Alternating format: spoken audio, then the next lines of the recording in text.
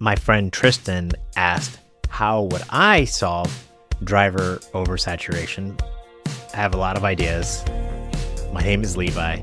This is the Tip You in the App Daily Drive. The Daily Drive is brought to you by Tonquin. With Tonquin, you don't have to worry about oversaturation. Everyone sees the same trips, first come, first serve. Check out the team at Tonquin. The Daily Drive is also brought to you by Rideshare.tax. Taxes are coming soon. It's already halfway through the year. Hurry up and get your 2025 taxes prepared today. The Daily Drive is also brought to you by Voom Rideshare Insurance. Supply and demand, that's what governs our business as rideshare drivers. In fact, that governs every business. Demand is the number of passengers, people looking for rides. And we know when demand increases because we see surges, like when a football game gets out or maybe late night at the bars or something like that, there tends to be surges, people willing to pay more for a ride because there's so many people looking and there's only so many cars. The number of drivers is supply, right? The number of cars that are out there. If the number of supply of drivers, if there's 10 cars and there's 10 people looking for a ride, we've hit price equilibrium. However, when there's 20 cars or 30 cars, that price will actually continue to decline. That's what we're talking about with oversaturation or too many drivers in a market. We all understand it, but that's what we're talking about. And this is what it looks like. There's basically one person looking for a ride, this was me, and a bunch of cars driving around looking for a ride. And they're hoping to get matched up. That's not a good situation for drivers. That means we're going to get lower pay. And this is a hard thing to understand, and it's a hard thing to agree upon, but it's a good thing for passengers. It's a good thing for the apps. So it's not a win-win-win. It's just a win-win and a loss. And that's what's so really frustrating. But there has to be some sort of solution. The thing is, the passengers don't want to pay as much. If the rides were cheaper, they would be more happy. And if the rideshare apps got to pay us less, they would also be happy. So price is a really important thing, and we can't dismiss it. But let's talk about some ideas, some ways to help with oversaturation, because again, it's a win-win loss, but I think there are some solutions. A lot of these solutions that are out there are really ways to have the government come in and prevent a number of drivers for whatever reason. The first way that a lot of times we'll see this in like in New York City, the taxi tokens or whatever they're called.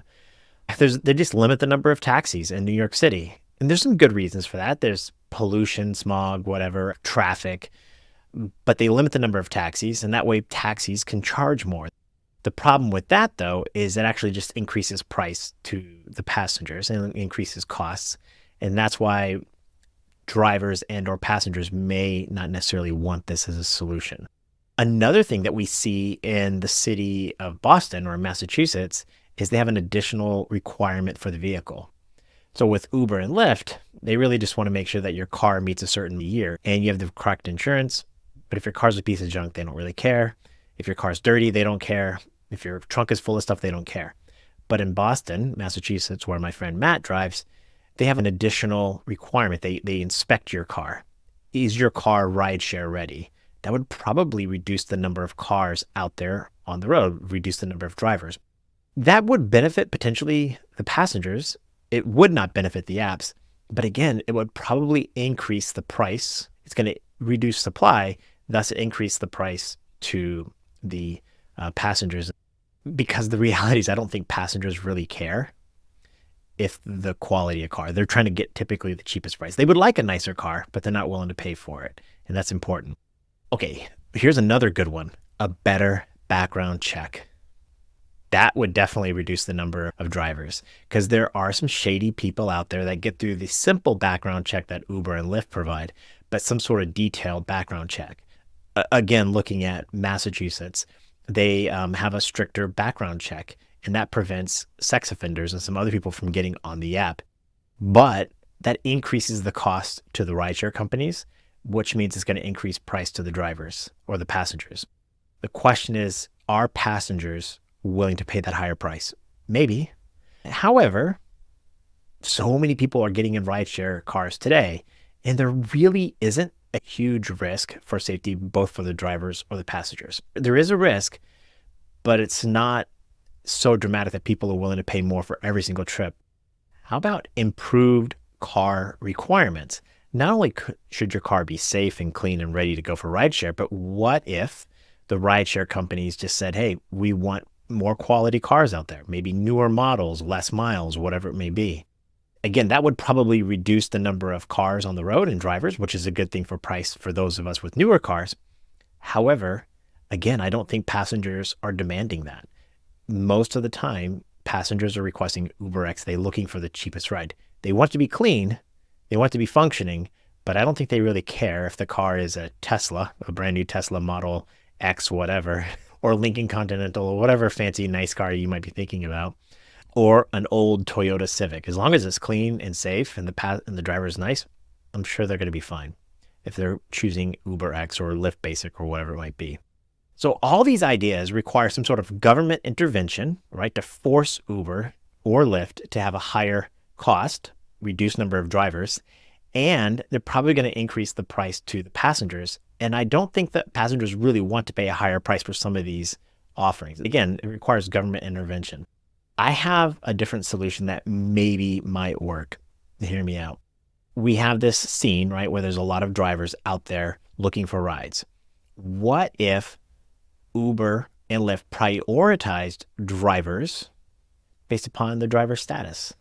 So again, if there's 3 cars and they're all within 2 minutes of a pickup spot, what if Uber and or Lyft sent their veteran driver, the driver that's been around for 6 years, who they know is a pro, and they send it to that person first? They prioritize the veteran driver over the new driver. It still has supply of drivers out there, so the price is not going to change for the passenger, but the driver can get prioritized. That's a really good one. I think that prioritization also works for things like your rating.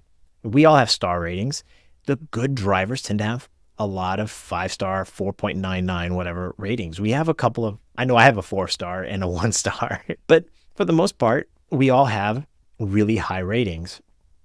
And what if they prioritize that? And quite frankly, what if they just prioritized, this is the least liked one by a lot of drivers, but I think it matters. What if the diamond status with Uber or the platinum status with Lyft came with, we're going to send rides to you first, right? And again, this is all things being equal. Each driver, let's say there's 3 drivers and every driver's 3 minutes away, but the diamond driver, the 5-star driver, or the veteran driver, they get priority over the new driver or the driver that has low ratings or the driver that is being really selective about what trips they're going to get. So it keeps supply high, so the price is not going to change. It's still going to be a good price for the passenger, but the drivers that are the pros, drivers like you, drivers like me, we're going to get some sort of preference. It's not going to increase the fare that we're going to get, but we should increase our active time or the number of rides that we're going to get to choose from. I think the 1 minute away is still going to matter. So positioning on the map and speed is much more of a value to the passenger and to Uber versus the rating of the driver.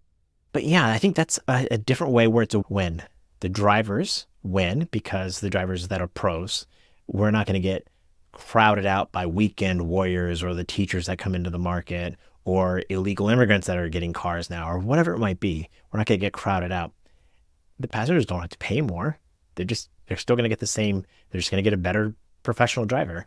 And Uber and Lyft can now incentivize drivers to stay on the app longer, to incentivize drivers to get a higher rating, can incentivize drivers to play in their games of diamonds or platinum statuses. What do you think about it? Let me know what your thoughts are. Oversaturation is a real problem, and there aren't a lot of easy solutions. I don't think Uber or Lyft are going to do anything about it, but what do you think is going to happen? Let me know. Hey, be safe out there. Go earn really good money this summer. I'm cheering for you. Bye.